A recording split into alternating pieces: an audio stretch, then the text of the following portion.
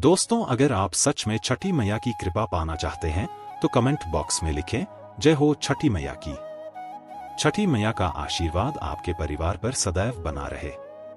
छठी मैया के लिए एक लाइक तो बनता है।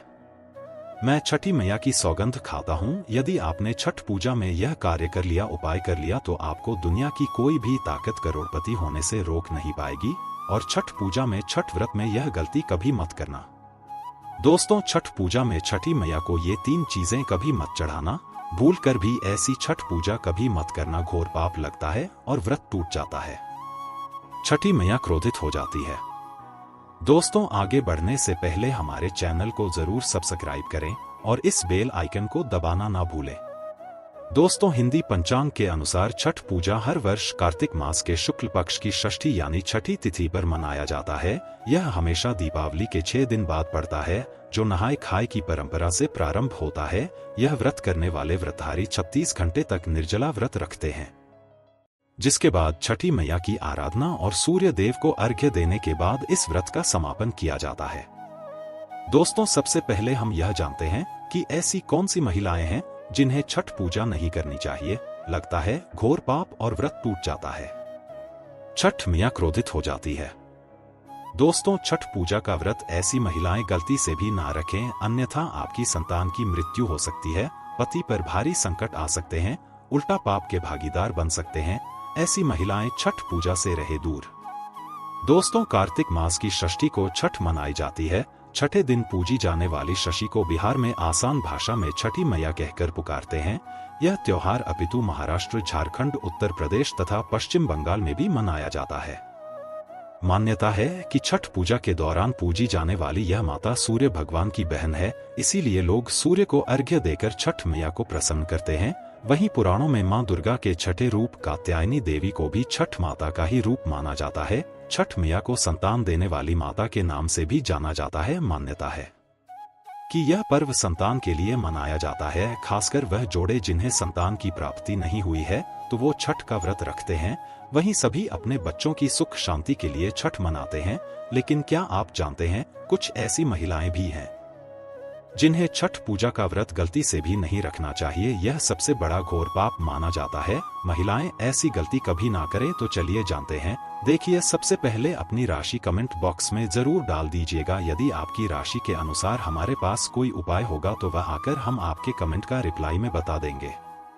और हाँ, एक लाइक जरूर करें। जय हो छठी मैया की। दोस्तों, शास्त्रों के अनुसार जो लोग अधूरी शादी करते हैं वो शास्त्र का अपमान करते हैं।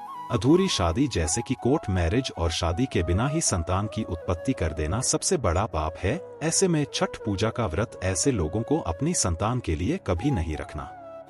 आइए, क्योंकि आपने हिंदू रीति रिवाजों के अनुसार 7 फेरे नहीं लिए हैं और वहीं बिन शादी के जब ऐसे लोग साथ में रहते हैं तो समाज में ऐसा रिश्ता कलंकित होता है। दोस्तों, बहुत से लोग ऐसे हैं जो भागकर शादी करते हैं और परिवार को दुखी कर देते हैं, माता पिता को समाज में कलंकित कर देते हैं, माता पिता को रुलाते हैं, परिवार को रुलाते हैं, समाज को बदनाम करते हैं। ऐसे लोग पूरे जनजीवन समस्त संसार के लिए श्रापित है। देखिए, परिवार को रुलाकर हमेशा रिश्ते अनर्थ ही होते हैं, रिश्ते जुड़ते नहीं है। इसीलिए जो लोग भागकर शादी करते हैं और कोर्ट मैरिज कर लेते हैं, 7 फेरे नहीं लेते हैं, हिंदू रीति रिवाज आज के साथ शादी नहीं करते, विवाह नहीं करते, तो उनके लिए यह व्रत उचित नहीं है। 7 फेरे का मतलब होता है आपने अग्नि देव का आशीर्वाद लिया, 33 कोटि देवी देवता का आशीर्वाद लिया, माँ बाप का आशीर्वाद लिया, परिवार का आशीर्वाद लिया, समाज को सम्मान दिया। मतलब अब आप पूजे योग्य है। आप भगवान की सेवा कर सकते हैं। आप कोई भी व्रत आदि घमंड के साथ कर सकते हैं। यदि जिस स्त्री को हल्दी न लगी हो, जिस पुरुष को हल्दी न लगी हो, ऐसा विवाह भी अशुभ होता है। शादी में हल्दी अवश्य लगाना चाहिए, तभी ही आप व्रत आदि रख सकते हैं, पूजा पाठ कर सकते हैं, किसी भी मांगलिक कार्य में आप शामिल हो सकते हैं। इसी लिए ऐसी स्त्री किसी भी धार्मिक कार्य में तभी सफल व शामिल हो सकती है जब वह अग्नि के 7 फेरे ले लिए। ऐसी शादी को ही शास्त्रों में सर्वश्रेष्ठ माना जाता है। ऐसे में अगर आपकी अधूरी शादी है तो आप छठ पूजा कभी ना करें। आपके ऐसा करने से छठी मैया का अपमान माना जाएगा और आपको पाप लग सकता है। दोस्तों, शास्त्रों के अनुसार इस व्रत को सच्चे मन से रखना चाहिए। अगर कोई महिला शौक में यानी बेमन से इस व्रत को रखती है तो उसके पति या संतान की मृत्यु या उन पर कष्ट आ सकते हैं। सच्ची श्रद्धा के साथ छठ पूजा का व्रत रखना चाहिए। इस व्रत के सफल होने से संतान सुख की प्राप्ति होती है, संतान को कष्ट कभी नहीं आते। छठी मैया करती है रक्षा, घर परिवार होता है खुशहाल। जो लोग छठ पूजा करते हैं तो छठी मैया उनके इर्द गिर्द, उनके घर के आसपास सदैव घूमती रहती है, उनकी रक्षा करती है, उनकी संतानों की रक्षा करती है। जो बाज महिलाएं हैं उन्हें संतान सुख की प्राप्ति देती है, लेकिन सच्चे हृदय से ही माता को पुकारा। दोस्तों, छठ पूजा करने से सैकड़ों युगों के फल की प्राप्ति होती है, परिवार में सुख समृद्धि धन की प्राप्ति होती है। छठी मैया की पूजा से सभी मनोकामनाएं होती है पूरी। वहीं कुंवारी कन्याएं और पुरुष भी छठ पूजा कर सकते हैं। छठ पूजा का फल कई लाभ गुना प्राप्त होता है। इससे व्यक्ति के सभी पाप खत्म हो जाते हैं और सुख समृद्धि की प्राप्ति होती है। छठ पूजा का व्रत पूरा करने से स्वयं छठी मैया आपके पूरे घर की रक्षा करती है। दोस्तों, अब यह भी जान लेते हैं कि छठ मैया को ऐसी कौन सी 3 चीजें हैं जो नहीं चढ़ानी चाहिए, भयंकर पाप लगता है। दोस्तों, नंबर 1, सूर्य भगवान को अर्घ्य देने के लिए तांबे का लोटा ही प्रयोग करें, लेकिन भूलकर भी चांदी, स्टील, शीशा और ब्लास्ट के बर्तन से अलग नहीं देना चाहिए, इससे व्रत टूट सकता है। दोस्तों, नंबर 2, व्रत के दौरान घर में कभी भी मांसाहार ना बनाएं और ना ही परिवार में किसी को खाने दें। जो लोग इस दिन लहसुन प्याज का खाना बनाते हैं और खाते हैं तो उन्हें छठी मैया उल्टा बर्बाद कर देती है, श्राप दे देती है। इस दिन छठी मैया को भोग लगता है तो घर में यदि आपके परिवार में किसी ने व्रत रखा है तो आप भी लहसुन प्याज का इस्तेमाल ना करें, आप किसी और दिन को खा सकते हैं, लेकिन मांस, मदिरा, लहसुन प्याज आदि न खाएं। मान लीजिए छठ व्रत आपकी बहन ने रखा है और आप दूर भी रहते हैं, तब भी आप लहसुन प्याज न खाएं, नहीं तो उनका भ्रम टूट सकता है। साथ ही साथ व्रत के दौरान घर में मदिरा आदि धूम्रपान भी नहीं करना चाहिए। दोस्तों, नंबर 3, छठी मैया का प्रसाद बहुत ही शुद्धता के साथ बनाया जाता है। उनका प्रसाद हमेशा ऐसे चूल्हे पर बनाएं जिससे ताजी लेपा गया हो। यदि गैस पर बना रहे हो तो गैस स्टोव को अच्छी तरह से धो लें। पहले से बने चूल्हे पर कभी प्रसाद न बनाएं, इसके लिए नया चूल्हा ही बनाएं। दोस्तों, नंबर 4, सूर्य को अर्घ्य देने से पहले कभी भी भोजन ग्रहण न करें, घोर पाप लगेगा।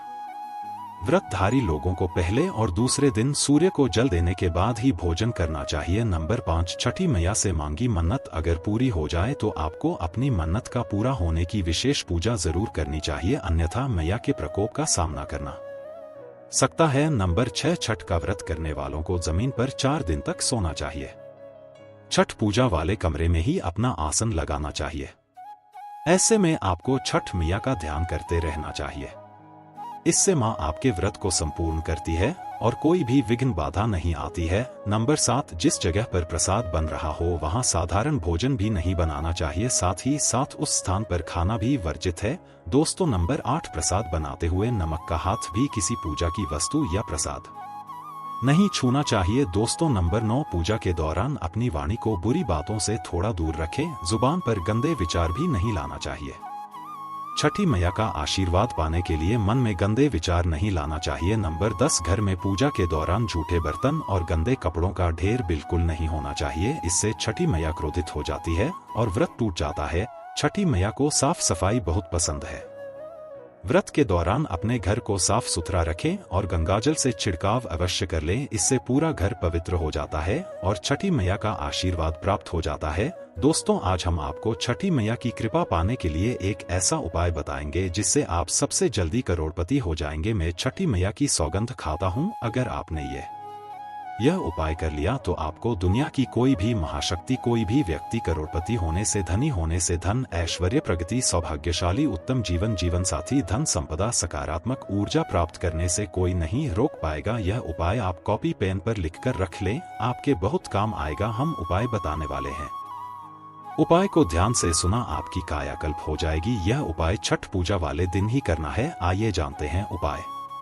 देखिए, एक नमक का पैकेट ले ले, पिसा हुआ या ढीली वाला ले सकते हैं, और एक पानी की बोतल और 51 रुपए की दक्षिणा तथा 100 ग्राम की सरसों के तेल की बोतल और 50 ग्राम सूखी लाल मिर्च, 500 ग्राम चावल और 500 ग्राम उड़द की काली दाल और 5 रुपए के बताशे। ये सभी 8 सामग्री एकत्रित कर ले, किसी कपड़े में बांध ले या थैली में ले ले। सभी सामग्री को मिक्स मत करना।